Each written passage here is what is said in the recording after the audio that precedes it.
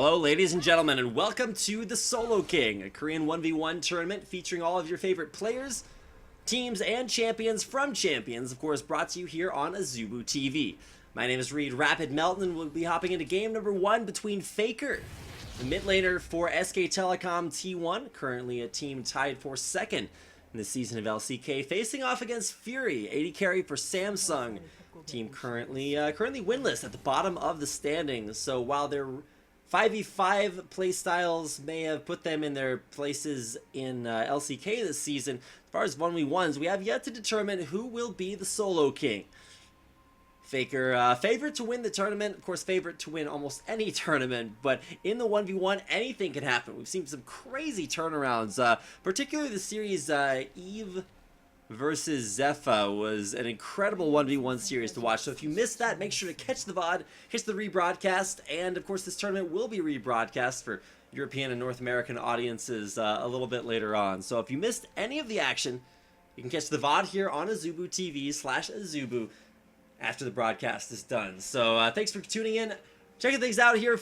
We've seen an interesting level 1 strategy from, I believe it was Zephyr, who decided to walk all the way around through the jungle and kind of get an early flank off versus his opponent. But for Faker, we're actually seeing a Doran's ring started. This is the first Doran's ring that we've actually seen as far as starting items picked up, because traditionally you want a more sustain heavy start to your lane phase, and Fury's actually going to do the same situation. Tries for the Dragon Strike, but instead he and Faker are just going to trade things out there. Martial Cadence auto attack's coming down, and Faker actually losing that all in, or losing that, not necessarily an all in, but losing that first couple of auto attacks, his first trades.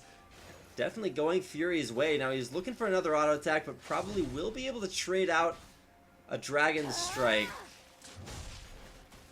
when he gets back into range. So Faker getting melee auto attacked here by Fury is probably something that shouldn't happen until he hits level 2 and is able to close the distance. Doran's ring start, like we said, very aggressive early on, but in a 1v1, traditionally not something you see too often, the early aggression. And while Faker will get a few free spell casts here and there, level 2's hit by both players. Level 2 a little bit bigger for Fury because it does allow him that flag and drag combo. He's gonna go into it, does not get the knockup, but oh man, Ring of Frost forced out there by Faker to just keep the distance here. A lot of slow here. Faker with a perfect zone maintained between himself and Fury, but still taking a lot of damage. If he gets jumped on one more time, that is going to represent possibly kill potential. There is Ignite onto Fury, and you can see Faker playing this matchup very far forward. If he gets knocked up by this next Demacian Standard into Dragon Strike combo, I'm pretty sure he's just straight up dead. Now, keep in mind, it is Flash Ignite versus Flash Ignite. And Faker, one of the only players to do this, at least I'm pretty sure he's the only one to do this on Lissandra, where you not only start with a Doran's ring, but you're going to go Flash Ignite as well. Neither one of these players playing for the teleport game. Versus a Jarvan, Faker just saying, look, you want to play the all-in game versus me, he's going to play it right back. I believe it was Jat that said SK Telecom, a team that starts strong and finishes even stronger. And Faker, a player that definitely exemplifies that that methodology. You want to start the game as strong as you possibly could with that Doran's ring, but having a little bit of a weakness here in the mid game, he's forced to go all the way back to base, and will have the ability to use his Ice Path to get back into lane maybe a little bit more quickly. Fury able to get back into lane a little bit more quickly as well, but I'm thinking this is coming down to a level 6 all-in unless we see a misplay by either one of the players to overextend a little bit too much. But so Faker is forced back to base, but look at the CS differential at this point. Faker is down over 15 CS, almost 15 CS at this point, and not a situation I would have expected to see him in. Coming back from base with just a second Doran's ring, it's going to be double longswords. The build for Fury, so actually I like the double Dorans a little bit more than the double longswords, and while it does set up for a brutalizer buy, neither one of these players are thinking about what items they're going to buy when they go back to base, because realistically you're only going to get one, maybe two chances to go back and buy. So the consumables, Crystalline Flask picked up there by Fury, crucially enough, gonna get some extra sustain off of that, whereas it's just health potions for Faker.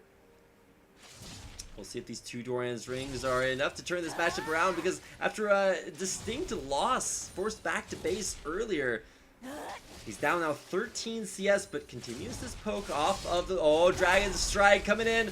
Ring of Frost will slow things down, and Ignite forced out there onto Fury. Gonna get forward, and with a flash backwards, Fury actually probably pretty dead. Faker looking for one more Ice Path, the last auto attack, and Faker turns it around and wins. It's the first game in this best of 3 series, the 1v1 going his way. We'll get a quick instant replay coming your way on the screen. You can see Ignite. Faker immediately recognizes kill potential. Flash is up for Fury, but he's going to try to use it to outplay the Ice Path, or I guess in that situation it was the Ice Shard coming his way. And Faker just moving forward between every single auto attack. Will pick up game number 1 versus Samsung's Fury.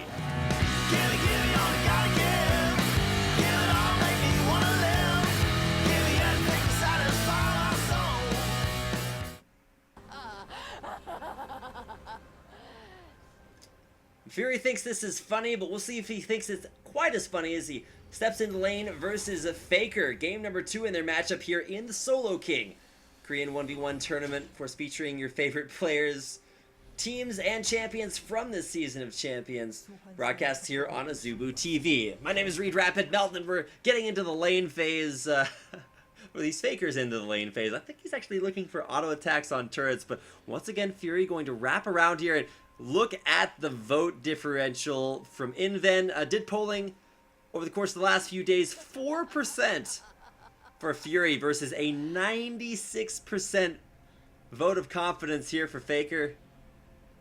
Doesn't get much more of a dominant vote differential than that. Are you the 4% that think Fury can pull this back, or the 96% that believe in Faker? I think putting your bets on Faker may on paper seem like the correct position, but we'll see how Cassiopeia fares versus Annie. Of course, it is the Flash Ignite Summoner spell combo picked up for both Faker and Fury so far, so once again committing to that very aggressive all-in style. We're going to see if Fury has what it takes to turn things around. Faker already up 1-0. A Lissandra victory over Fury's Jarv in the 4th, now coming into lane. We're going to see a Doran's Ring with Total Biscuits of Rejuvenation start for Fury, whereas Faker is going to go for a little bit more of the passive Crystalline Flask start, probably hoping that he's able to sustain through the early game and then come back with a couple of Doran's Rings after his first recall. Of course, he will have to walk all the way back to lane. No teleports for either player.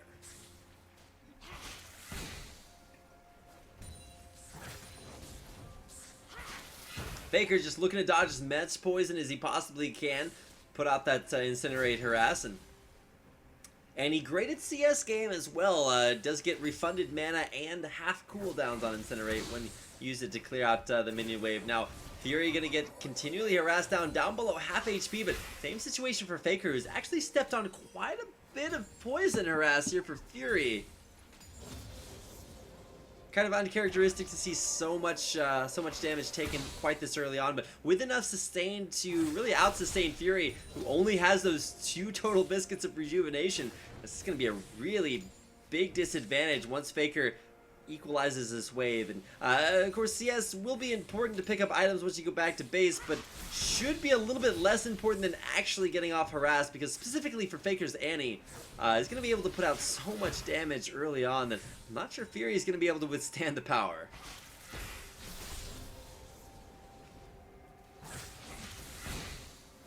Fury boxing with a god at this point. Ignite being thrown down here. Faker looking for the 1v1. The all-in is going to flash into the brushes. Cannon minion taking him down through the brush. The ward placed into it didn't work quite the way that Faker wanted it to. Does get the stun, but look at this. He's actually going to take the continual Twin Fangs after walking onto the poison. And watch this next Twin Fang. Faker realizes he's not going to have the Q cooldown up in time. You only get half duration on that spell when you kill a creep with it. Didn't come back up, and that's the all-in for Fury, who will take out game number 2 versus Faker and force a blind pick game number 3.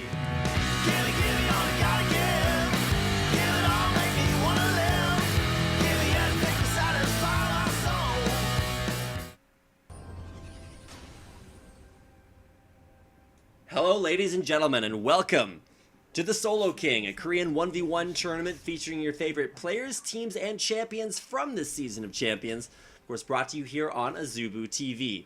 My name is Reed Rapid Melt, and we're getting into Game 3 blind pick Lee Sin mirror match between Faker and Fury.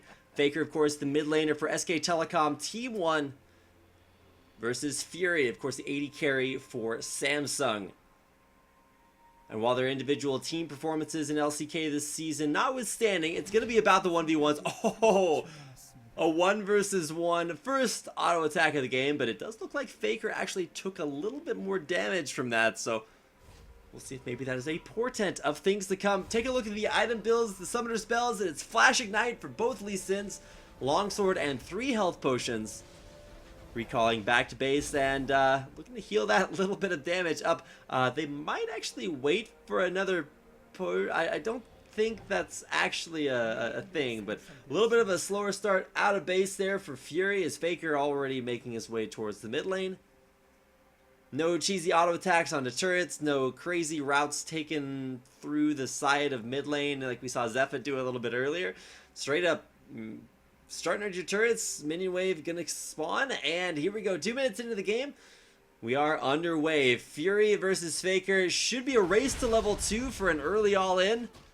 So this game may be over incredibly quickly. You can see auto attacking there with the start of Safeguard for Faker. That's actually really significant. You can see no Sonic Wave Resonating Strike combo. Walking through the minion wave with Safeguard, and now it's all about this level 2. You can see they're actually going to be fighting one another. Tempest Cripple there for Fury, so Fury should actually be able to get a faster level 2 here, but all Faker getting a lot of value out of that shield.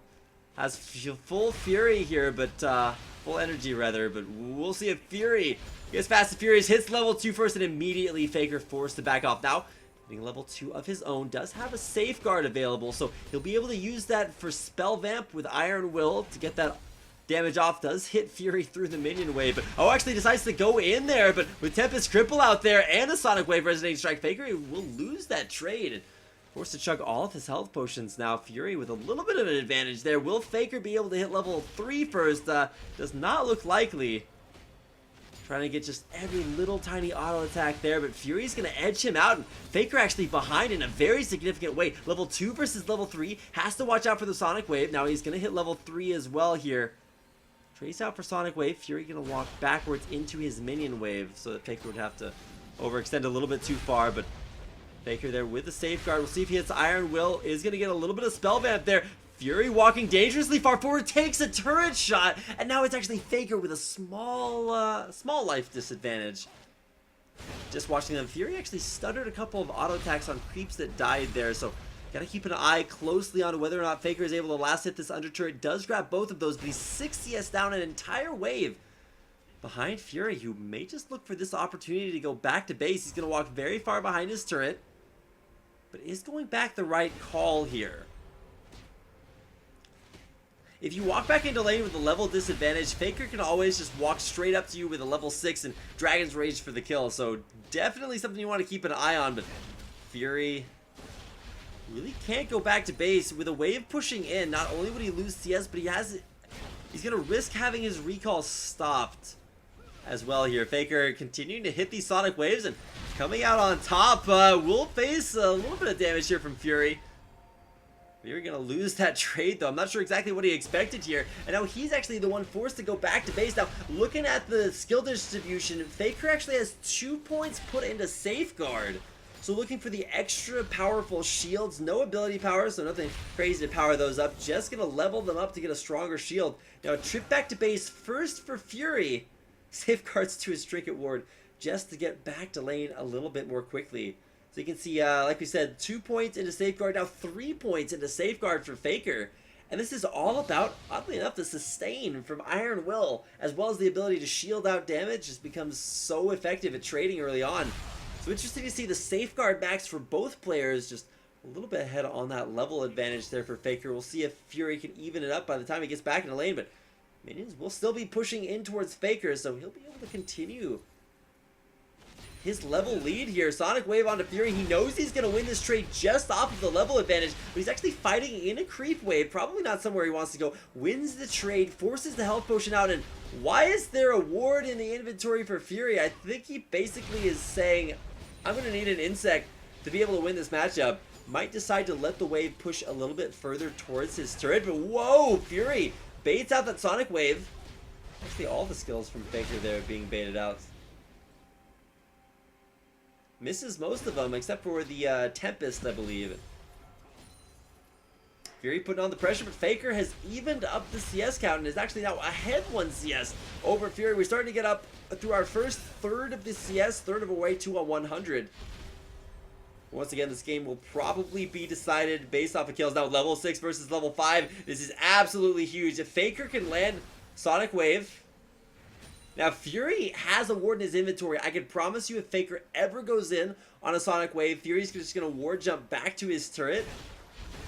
And immediately, you know, make him take a turret. Maybe try to get an insect. Okay, there's the Dragon's Rage there. And so, theoretically, Faker should have a strong enough advantage off of that Dragon's Rage usage just to be able to pick up this kill onto Fury. Now, Fury does have that insect possibility with the ward in his inventory, and honestly, that ward's kind of crazy. Oh, there it is! He's gonna kick Faker back into the turret, but no turret shots actually taken. There's the Trinket ward to recall to. Fury one auto attack away, the Sonic Wave, resonating strike for Faker, who picks up the 1v1 Lee Sin mirror match kill.